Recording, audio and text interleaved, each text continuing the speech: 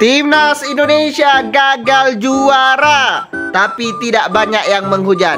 Ini karena kejeniusan Erick Thohir.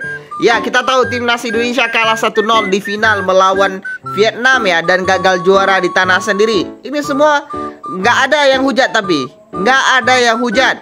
Ini semua karena kejeniusan Erick Thohir. Bahkan Exco pun nggak ada yang membandingkan dengan pelatih sebelumnya ya ketika kalah ini. Luar biasa ini karena kejeniusan Erick Thohir ya. Ya, setelah laga Erick Thohir berkata, "Saya rasa tim ini bagus ya. Gerard van der Belt bagus, saya rasa bagus. Tinggal lini serang dan ini bukan tim terbaik." Ini luar biasa sekali mindsetnya ya. Tidak apa-apa kalah, yang penting terus memperbaiki tim. Tapi kalian tahu nggak kenapa Erick Thohir bisa berpikir seperti ini? Kalian harus tahu ini karena ada andil ketum sebelumnya nih. Ya, sebelum laga Indonesia menghadapi Vietnam, Pak Erick ini jumpa dengan ketum sebelumnya. Saya lupa nih namanya siapa nih. Apa yang pernah pernah di penjara itu?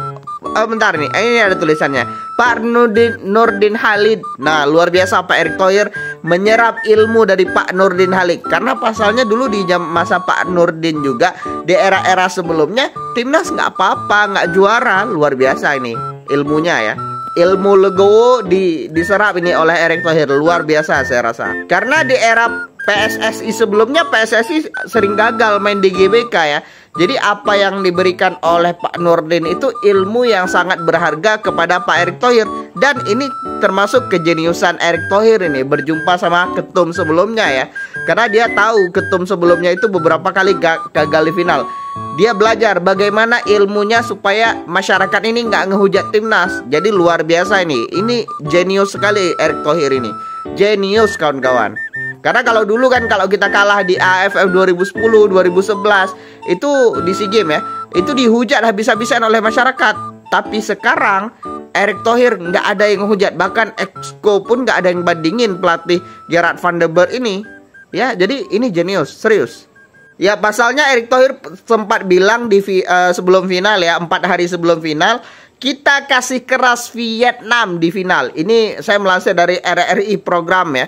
Jadi ini valid ini beritanya. Ya, kata Erick Thohir, saya yakin AFF ini finalnya berbeda ya dari 2 tahun sebelumnya atau edisi sebelumnya.